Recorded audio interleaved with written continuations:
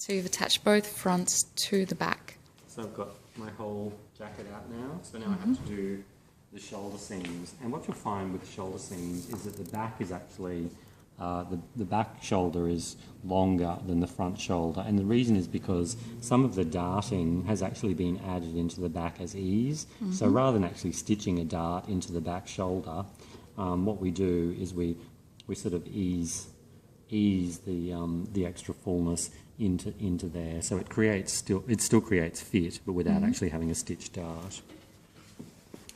Okay, so we'll just flip this over. So when we're doing this, because the back is longer, we're going to start stitching. We're going to stitch with the front of the jacket on top. So we'll just start stitching, and keep in mind too that when we're sewing this, we're not actually matching up the raw edge of the shoulder, because then the neckline will be out. We actually have to match up the stitch line, which is 1 centimetre in. Okay, so that's really important. And you'll see that the back is a little bit bigger. So what I'm doing is I'm going to give a little bit of a pull on the front shoulder, and by stretching the front shoulder a little bit and still matching this up at 1 centimetre, that's the important part.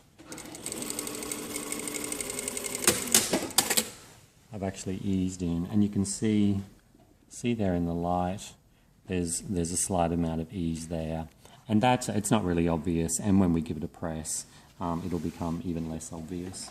So it's a nice way of getting fit through the shoulder without having sewn darts. So on the other side, make sure that you match up the 1 centimetre and 1 centimetre. So we're actually matching the stitch line, not the raw edge, not this raw edge. And you'll see it's a bit longer, so I'm going to pull this, so this is going to match.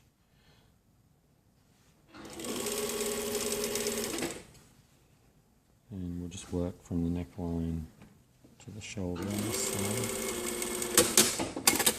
Okay, so that's our other shoulder done, and you can see the same amount of ease there. Great. Okay, so now we're going to press these seams. Okay.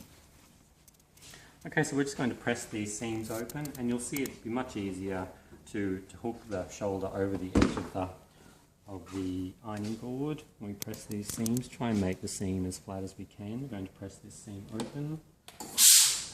And again, hold your fingers on either side and just open that seam up nicely around the curve there. Okay, so that's our back side panel, and here we have our centre back panel. So hold it open,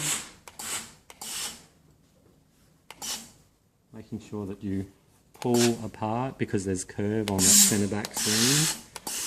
And if you don't pull it open as don't flatten it out as you go along, you'll get pleats on the outside of the jacket.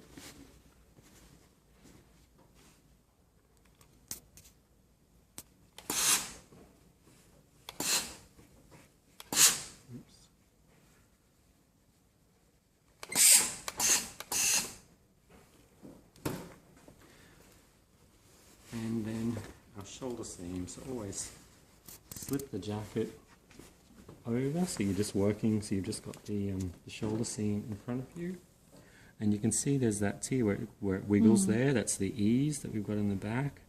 So we're just going to open that seam up with a nice steam, and you can see because there's only about 1 centimetre ease in there, it's really not very much, so it's not obvious. And if you were using a wool fabric that has more give in it, it really would, there really wouldn't be any sign of the ease there at all once you're done.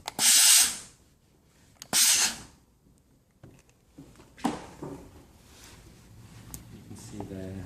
I mean, yes, this drill is a little less forgiving than wool, so you can see a slight amount of ease there. But once the shoulder pad's in there and it's on the body, that should be filled out anyway.